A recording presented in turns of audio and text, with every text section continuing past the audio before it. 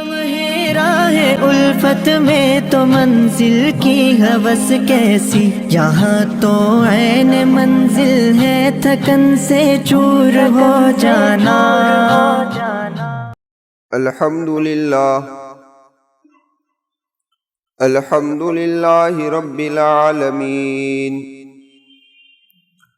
والصلاة والسلام على سید المرسلین وعلى آلہ واصحابہ اجمعین،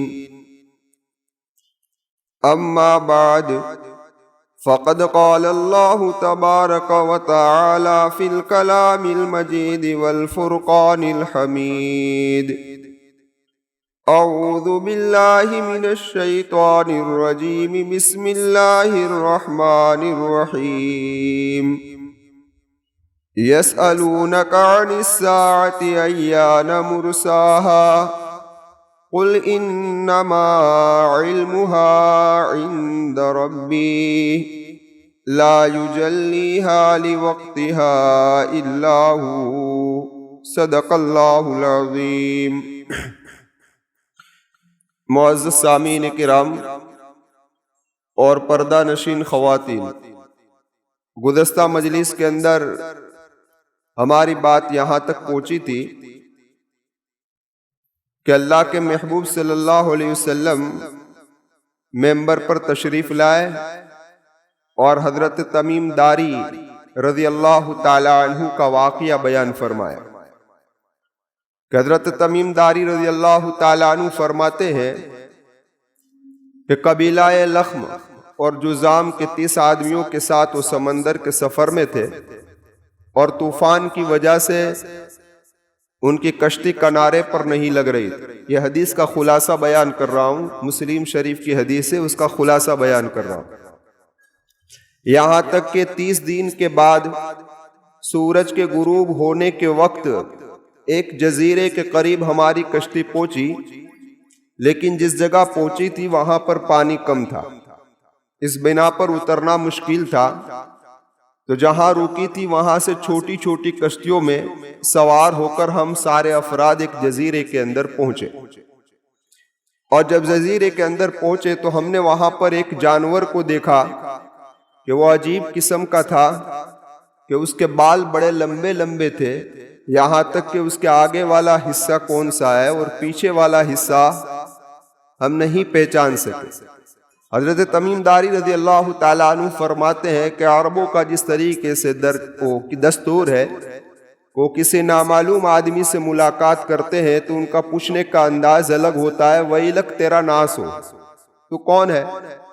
تو حضرت تمیم داری فرماتے ہیں ہم نے پوچھا کہ بھئی تو کون ہے؟ تو اس نے کہا کہ میں جساسہ ہوں۔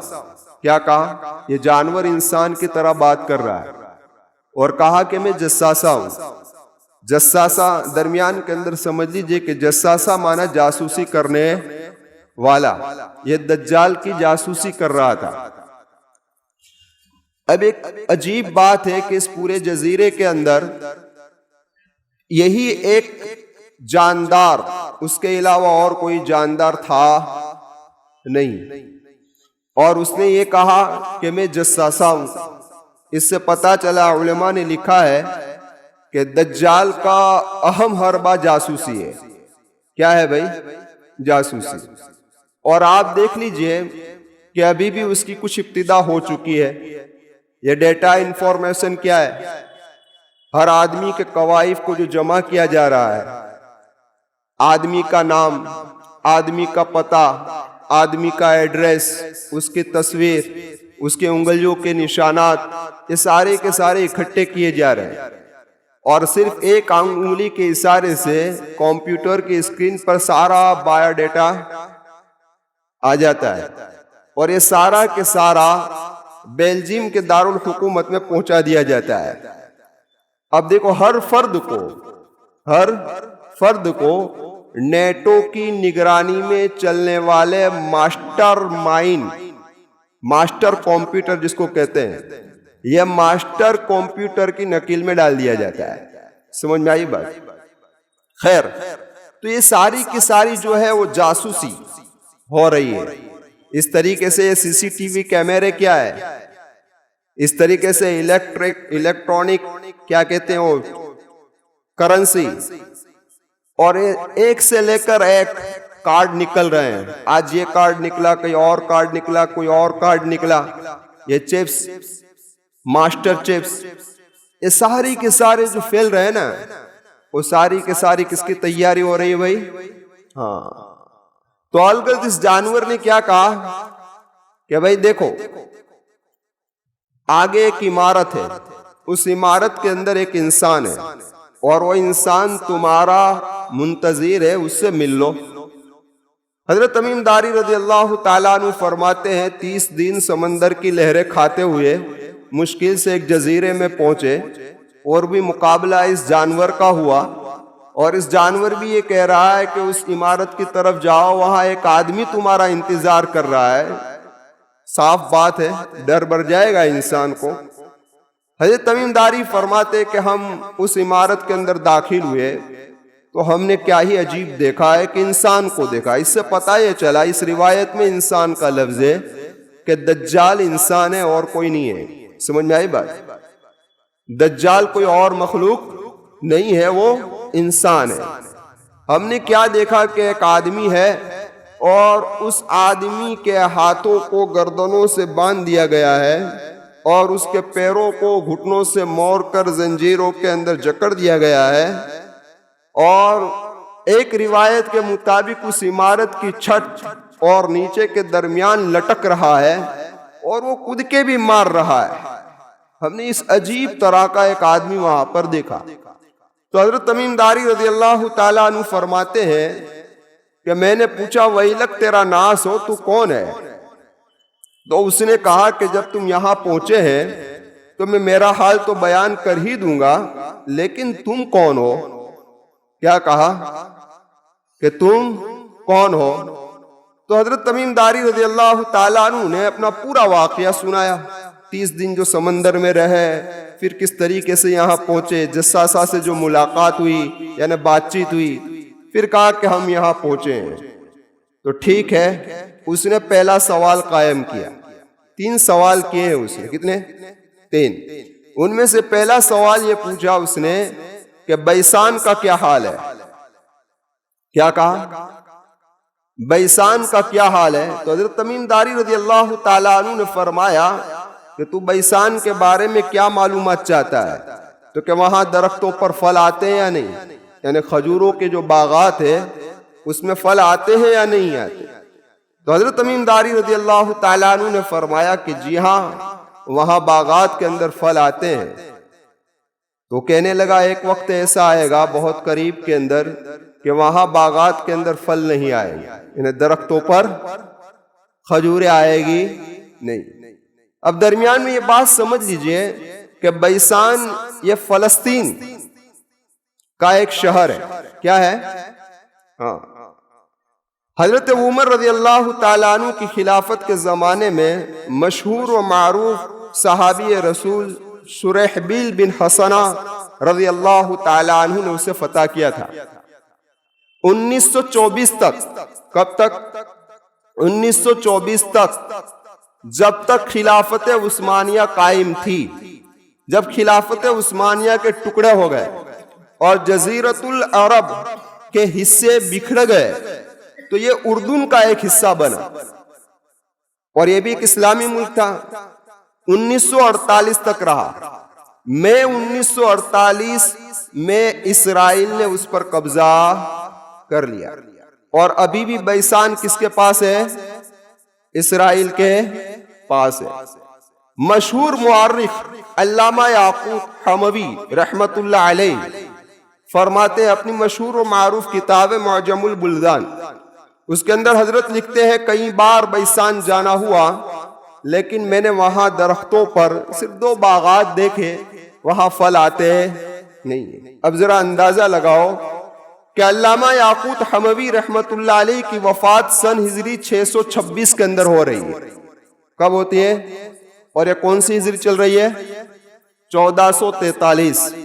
آج سے 800 سال سے بھی کہیں زیادہ وقت پہلے وہاں باغات کے اندر پھل آنا ختم ہو چکے ہیں۔ تو دجال کے نکلنے کی یہ پہلی علامت ظاہر ہو چکی۔ سمجھ میں آئی بات؟ خیر، اب دیکھیے حضرت تمیم داری رضی اللہ تعالیٰ عنہ فرماتے ہیں کہ اس کے بعد اس نے دوسرا سوال کیا۔ کیا کہا کہ مجھے بحیرہ طبریہ کے بارے میں بتاؤ کہ وہاں پانی ہے کہ ختم ہو گیا؟ تو حضرت تمیم داری رضی اللہ تعالیٰ عنہ نے فرمایا وہاں تو پانی ہے۔ تو کہا کہ بہت جلد وہاں کا پانی ختم ہو جائے گا۔ کیا کہا؟ بہت جلد وہاں کا پانی کیا ہو جائے گا؟ سوکھ جائے گا اور ختم ہو جائے گا۔ بحیرہ کہتے ہیں چھوٹے سمندر کو۔ یہ طبریہ ایک شہر کا نام ہے، وہ بھی فلسطین میں۔ سمجھ میں آئی بات؟ اب دیکھیے بحیرہ جو ہے وہ تقریباً 21 یا 23 کلومیٹر لمبا اور 13 کلومیٹر چوڑا ہے۔ اب یہ اس کا جو کنارہ ہے وہ شہر طبریہ سے ملتا ہے، اس لیے اس کو بحیرہ طبریہ کہا جاتا ہے۔ بیت المقدس سے تیز رفتار گاڑی کے اندر آدمی سوار ہو تو 2.5 سے 3 گھنٹے میں وہاں پہنچ سکتا ہے۔ حضرت عیسیٰ علیہ السلام اپنے حواریوں کے ساتھ اسی جگہ پر درس و تدریس میں مشغولیت دیا کرتے تھے، اور حضرت عیسیٰ علیہ السلام کا وہ معجزہ جو پانی پر چلنے کا اور اسی جگہ کا ہے۔ اور علامہ طبرانی جو مشہور محدث گزرے ہیں، علامہ طبرانی رحمت اللہ علیہ، وہ اسی شہر کے ہیں طبری، اسی لیے اس کو کہا جاتا ہے بحیرہ طبریہ۔ تو اس نے پوچھا کہ بحیرہ طبریہ کا کیا حال ہے؟ تو حضرت تمیم داری نے فرمایا کہ پانی ہے، چل رہا ہے۔ کہ اچھا ایک وقت آئے گا کہ پانی ختم ہو جائے گا۔ اب یہ بھی بحیرہ طبریہ بھی ابھی اسرائیل کے قبضے میں۔ کس کے قبضے میں؟ یہ دجالی ریاست اسی کے قبضے میں۔ اب ذرا دیکھیں کہ وہاں پانی سوکھ رہا ہے، پانی عجیب طریقے سے سوکھ رہا ہے، کوئی وجہ سمجھ میں آ نہیں رہی۔ یہ اسرائیل حکومت، کیونکہ یہ پانی بحیرہ طبریہ کا میٹھا ہے، اب سمندر سے جو پانی آ رہا ہے وہ کڑوا ہے، اب سمندر کے پانی کو یہ لوگ فلٹر کر کے میٹھا بنا کر اس کے اندر ڈال رہے ہیں، اس کو سوکھنے سے روک رہے ہیں۔ لیکن یہ پیشن گوئی آقا مکی و مدنی محمد رسول اللہ صلی اللہ علیہ وسلم کی زبان سے نکلی ہوئی ہے، لاکھ پانی ڈالے وہ سوکھنے ہی والا ہے۔ اس کا اصلی پانی کیا ہے؟ سوکھ رہا ہے۔ پتا چلا کہ دجال کے نکلنے کی دوسری علامت بھی۔ پھر اس نے تیسرا سوال کیا اور یہ کہا کہ زوگر کے چشمے کا کیا حال ہے؟ پانی ہے یا ختم ہو چکا؟ وہاں کے رہنے والے اپنے کھیتوں کو پانی اس سے پلا رہے ہیں یا نہیں پلا رہے ہیں؟ تو حضرت تمیم داری رضی اللہ تعالیٰ عنہ نے فرمایا کہ چشمے میں پانی ہے اور لوگ اپنے کھیتوں کو اس سے شیراب کر رہے ہیں، تو کہ یہ اس کی قریبی علامت، دجال کے نکلنے کی قریبی علامت، کہ جب زوگر کے چشمے کا پانی ختم ہو جائے گا اس کے بعد وہ نکلے گا۔ سمجھ میں آئی بات؟ اچھا، اب یہ زوگر نام کیوں پڑا؟ مورخین نے لکھا ہے کہ حضرت لوط علیہ السلام کی 2 صاحبزادیاں تھیں، ان میں سے چھوٹی صاحبزادی کا نام زوگر تھا، اور وہ اسی چشمے، اور عربی کے اندر چشمے کو عین کہتے ہیں، عینون کہا جاتا ہے، خیر اسی چشمے کے قریب اس کو دفن کی گئی ہے، اس لیے اس چشمے کا نام ہو گیا عین زغر، زغر کا چشمہ۔ تو اس کے سلسلے میں بھی اس نے معلومات کی، ابھی پانی ہے، ابھی زغر کے چشمے میں پانی ہے، لیکن یہ تیسری جگہ بھی اسرائیل کے اندر ہے۔ کہاں ہے بھائی؟ اسرائیل کے اندر۔ خیر، یہ 3 سوالات اس نے کیے، صحابی رسول نے ان تینوں سوالات کے اس کو جوابات دیے۔ اس کے بعد اس نے پوچھا کہ کیا عرب کے اندر امی نبی آ گئے؟ ہاں، تو اللہ کے محبوب صلی اللہ علیہ وسلم کے بارے میں پوچھا۔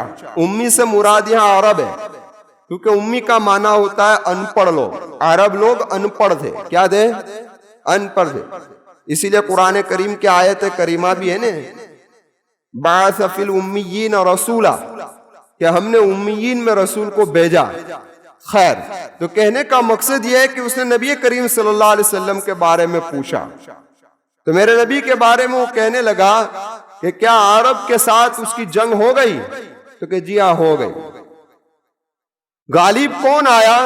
یہ حدیث کا خلاصہ کہہ رہا ہوں، الفاظ کا ترجمہ نہیں کر رہا ہوں، مفہوم سمجھانے کے لیے۔ غالب کون آیا؟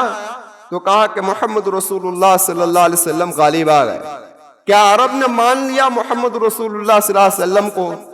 تو حضرت تمیم داری رضی اللہ تعالیٰ عنہ نے فرمایا کہ مان لیا، وہ تو مکہ سے ہجرت کر کر مدینہ بھی تشریف لے آئے، جنگیں بھی ہو گئی، عرب نے مان بھی لیا۔ تو وہ کہنے لگا کہ ان کی بہتری اسی کے اندر ہے کہ ان کو مان لے۔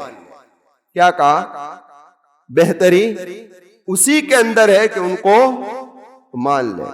اب جب یہ بات ہو گئی تو اس کے بعد بتایا کہ اب میں بتاتا ہوں کہ میں کون ہوں۔ کہا کہ کون؟ تو کہ میں دجال ہوں۔ کیا کہا؟ کہ میں دجال ہوں اور میرے نکلنے کا اب وقت قریب ہے۔ کب کہہ رہا؟ 1400 سال پہلے، اس سے بھی زائد، کہ میرے نکلنے کا وقت قریب ہے، میں 40 راتیں اس زمین پر ٹھہروں گا۔ کتنی راتیں؟ ہاں، اس زمین کے خطے خطے کو چھان بین کر ڈالوں گا، 2 شہروں میں داخل نہیں ہو سکوں گا، ایک مکہ اور ایک مدینہ، یہ دونوں میرے لیے حرام کر دیے گئے ہیں۔ میں وہاں اگر داخل کرنے کی کوشش کروں گا، داخل ہونے کی کوشش کروں گا تو فرشتہ کھلی تلوار لے کر آ جائے گا۔ ہاں، اور مدینہ کے ہر دروازے پر اللہ تبارک و تعالیٰ نے دجال داخل نہ ہو اس نے پیرے لگا دیے۔ سمجھ میں آئی بات؟ تو میں ان 2 شہروں کے اندر داخل ہوں گا نہیں۔ اب اس روایت کی روایت کرنے والی راویہ فاطمہ بنت قیس رضی اللہ تعالیٰ عنہ فرماتی ہے کہ اللہ کے محبوب صلی اللہ علیہ وسلم نے اس واقعے کو سنا کر اپنی لکڑی کو ممبر پر مارا۔ کس پر مارا؟ ممبر پر، اور کہا کہ یہ طیبہ ہے، یہ طیبہ ہے، یہ طیبہ ہے۔ مدینہ کیا ہے بھائی؟ یہ پاک جگہ ہے، دجال جیسے ناپاک سے یہ گندی نہیں ہوگی۔ پھر اللہ کے محبوب صلی اللہ علیہ وسلم نے فرمایا کہ دجال شام کے سمندر میں، دجال یمن کے سمندر میں۔ پھر اللہ کے محبوب صلی اللہ علیہ وسلم ٹھہر گئے اور کہا نہیں نہیں نہیں نہیں، دجال مشرق کی طرف ہے، اپنے ہاتھ کے اشارے سے بتایا۔ کہاں ہے دجال؟ مشرق کی طرف ہے، اور اللہ کے محبوب صلی اللہ علیہ وسلم نے اپنے ہاتھ سے اس طرف اشارہ بھی کیا۔ اب یہاں پر اس روایت سے پتہ یہ چل رہا ہے کہ دجال کسی اور سیارے کے اندر نہیں ہے، ما وراء الارض نہیں ہے، دجال اسی زمین پر کسی جزیرے کے اندر مقید ہے، قید کیا ہوا ہے، یہ اس روایت سے پتہ چلتا ہے۔ اب یہودی علماء جو ہے وہ اپنی الگ الگ بیان دے رہے ہیں، وہ کبھی کہہ رہے ہیں کہ وہ غار کے اندر ہے، کبھی کہہ رہے ہیں خلا کی نامعلوم جگہ کے اندر ہے، کبھی کہہ رہے ہیں ما وراء الارض میں ہے، کبھی کہہ رہے ہیں زمین سے قریب سیارے میں ہے۔ لیکن یہ سب بات کیا ہے بھائی؟ بے ٹھوک ہے، اس میں کوئی اصلیت ہے نہیں۔ حقیقی بات وہ ہے جو محمد رسول اللہ صلی اللہ علیہ وسلم نے فرمائی کہ وہ اسی زمین پر ہے۔ سمجھ میں آئی بات؟ وہ کسی اور سیارے میں نہیں ہے، ہاں وہ ایک جزیرے کے اندر ہے اور وہ مقید ہے۔ سمجھ میں آئی بات؟ اب دیکھیے اللہ کے محبوب صلی اللہ علیہ وسلم نے اشارہ کس طرف کیا؟ مشرق کی طرف۔ اب جزیرۃ العرب سے مشرق کی طرف دیکھا جائے تو 2 جگہ ایسی آتی ہیں کہ جس کو خود مغربی عیسائی لوگ بھی کیا کہتے ہیں؟ شیطانی سمندر۔ کیا کہتے ہیں؟ شیطانی سمندر، اور شیطانی جزائر کہتے ہیں یہ لوگ، اور کہتے ہیں جہنم کا دروازہ۔ یہ خود مغربی عیسائی لوگ بھی اس کو کہتے ہیں۔ ہاں، تعجیب بات تو یہ ہے کہ ان دونوں جگہ کے کنارے امریکہ سے ملتے ہیں۔ کس سے ملتے ہیں؟ امریکہ سے ملتے ہیں۔ خیر، اب ذرا دیکھیے آپ، اللہ کے محبوب صلی اللہ علیہ وسلم نے اشارہ کس طرف کیا بھائی؟ مشرق کی طرف کیا ہے۔ اب یہ بحر الکاہل، یہ مشرق بعید میں، جزیرۃ العرب سے مشرق بعید کے اندر بحر الکاہل ہے. اب یہ بحر کاہل کے اندر ایسے جزیرے ہیں. جزیرے کا معنی ہوتا ہے ٹاپو. ایسے ٹاپو ہے جو ویران ہے, بنجر ہے, وہاں کوئی رہتا بیتا نہیں ہے, اور اس کے ارد گرد جتنا پانی ہے وہ سب سے زیادہ گہرا پانی ہے. اسی کو کہا جاتا ہے شیطانی سمندر. اب خود امریکہ کی جتنی ریاستیں ہیں ان میں سے ایک ریاست بحر الکاہل میں, یعنی جس کو کہتے ہیں سمندری ریاست. امریکہ کی کل ریاستیں 50 ہے. کتنی ہے؟ 50 ریاستیں. اور یہ 50 ریاستیں اس کے جھنڈے سے ظاہر ہوتی ہیں. اس کے جھنڈے کے اندر 50 تارے ہیں. کتنے تارے ہیں؟ ہاں, اس سے پتا چلتا ہے کہ اس کی ریاستیں کتنی ہے بھائی, 50 ہے. 48 ملی جلی ہے, لگی ہوئی ہے ساتھ کے اندر. 2 الگ ہیں, ان میں سے ایک بحر الکاہل کے اندر ہے. کہاں ہے؟ بحر الکاہل کے اندر ہے. اب ذرا آپ اندازہ لگائیے کہ اسی امریکہ کے قریب جو سمندر ہے, اس سمندر کے قریب ایک خطہ ہے جو مثلث خطہ ہے. مثلث کا معنی ہماری گجراتی زبان میں کہا جاتا ہے تریکوڑیا. زمین کا وہ خطہ کیسا ہے؟ تریکوڑ, جس کو برموڈا تکون کہتے ہیں. کیا کہتے ہیں؟ ہاں, وہاں کے ایک عجیب قصے سامنے آئے ہیں. لیکن مشہور مورخ جو مصری ہے, داؤد عیسیٰ داؤد, وہ اپنی کتاب برمودا تکون کے اندر یہ بات لکھتے ہیں. کیا لکھا ہے انہوں نے لکھا ہے کہ دجال جو تھا وہ محمد الرسول اللہ صلی اللہ علیہ وسلم کی زندگی تک, آپ جب تک حیات تھے وہاں تک اسی جزیرے میں تھے, لیکن آپ کی وفات ہونے کے بعد وہ زنجیروں سے نجات پا چکا ہے. اب زنجیروں میں جکڑا ہوا وہ نہیں ہے, زنجیریں کھل گئی ہے, وہ نکلنے کی فراق میں ہے. اور اسی شیطانی سمندر سے لے کر یہی شیطانی تکون, جس کو برموڈا تکون کہا جاتا ہے, وہاں کے ارد گرد اور نکلنے کی فراق میں ہے, لیکن نکل سکتا. اب اگر کوئی سوال یہ قائم کرے اور کہے کہ دنیا کا چپا لوگوں نے چھان مارا ہے اور سیٹلائٹ کے ذریعے سے ذرے پر پہنچ چکے ہیں, تو اگر اس زمین پر دجال ہوتا تو انکشاف ہو چکا ہوتا. سمجھ میں آئی بات؟ لیکن یہ دعویٰ ہی ان کا غلط ہے. یہ دعویٰ, پہلے تو یہ بات سمجھ لیجئے کہ انسانی قدم اور انسانی نگاہ اور انسانی جدید ٹیکنالوجی اس زمین کے کئی گہرے کونے تک نہیں پہنچی ہے جہاں ابھی بھی آب ہے. سمجھ میں آئی بات؟ یہ ان کا دعویٰ ہی غلط ہے. اور دوسری بات یہ کہ جس چیز کو اللہ چھپانا چاہے اسے کون ظاہر کر سکتا ہے؟ لاکھ سیٹلائٹ کے ذریعے سے وہ وہاں تک پہنچ سکتے نہیں ہے, اور دنیا کے سارے یہودی مل جائے پھر بھی اس دجال کو چھڑوا سکتے نہیں ہے.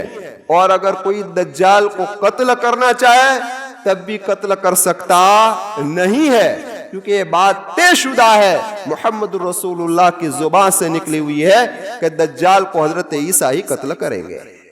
کون قتل کریں گے؟ حضرت عیسیٰ ہی قتل کریں گے. تو کہنے کا مقصد یہ ہے کہ یہ 2 جگہ ہیں, ایک ہے شیطانی سمندر اور ایک ہے شیطانی تکون. یہ دونوں جگہیں ایسی ہے کہ وہاں کے عجیب و غریب داستانیں سامنے آئی ہیں. ہاں, لکھا ہے کہ اس جگہ پر جانے والا کوئی جہاز واپس نہیں آیا. کئی جہاز, اس میں شیطانی سمندر میں کم لیکن برموڈا تکون میں زیادہ. وہاں سے اوپر سے گزرنے والا ہوائی جہاز بھی کیا ہو گیا ہے؟ ختم ہو چکا ہے. ہاں, اور یہ بحری جہاز بھی کیا ہے؟ ختم ہو چکا ہے. اللہ تبارک و تعالیٰ نے وہاں کچھ ایسی مقناطیسی, یعنی جس کو کہتے ہیں کشش اور لیزر کی شعاعیں, کہ جو وہاں قریب جانے والے کو کھینچتی ہے اور کھینچنے کے بعد اس کو ٹکڑے ٹکڑے کر کے رکھ دیتی ہے, نام و نشان اس کا مٹا. کہ اللہ نے اس چیز کو کیا رکھا ہے, اور اس کے اوپر उड़न तश्तरिया जो आती है ना, वो उड़ती हुई नजर आ रही है। दो साइंसदां उसकी हकीकत तक पहुंचे। हाँ, एक डॉक्टर जेम्स और एक डॉक्टर मॉरिस, ये दोनों साइंसदां इस उड़न तश्तरियों की तहकीक तक पहुंचे, हकीकत तक पहुंचे, लेकिन उन्हें मार डाला गया और नाम दे दिया गया खुदकशी कर ली। तो ऐसा ही होता है इस दुनिया में, समझ में आई बात? खुदकशी कर ली लेकिन मार डाला गया।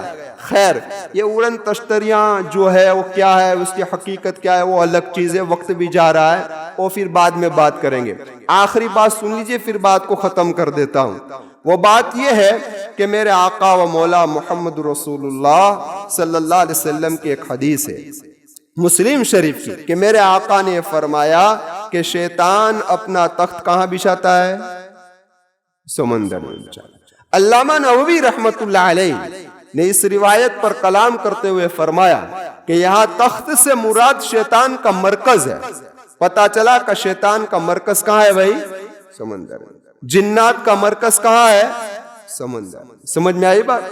हाँ, तो हो सकता है कि दज्जाल इसी शैतान के मरकज के किसी जजीरे के अंदर मुक़य्यद। अब अल्लाह जब चाहेगा तब वो निकलेगा, उससे पहले वो निकल सकता नहीं है। फरिश्तों का पहरा उस पर लगा हुआ है। खैर, ये तो मैंने हजरत तमीम दारी रज़ी अल्लाह ताला अन्हु का वाक़या जो मुस्लिम शरीफ की रिवायत में था, उसको मुख्तसर तौर पर आप हजरात के सामने पेश कर दिया है। आइंदा जुमा को इंशाअल्लाह ये दज्जाल का हुलिया यानी कैसा है, कैसा होगा, उसके मुतालिक कुछ बात अर्ज करूंगा। आमीन व आखिर दावाना अनिल हम्दुलिल्लाहि रब्बिल आलमीन।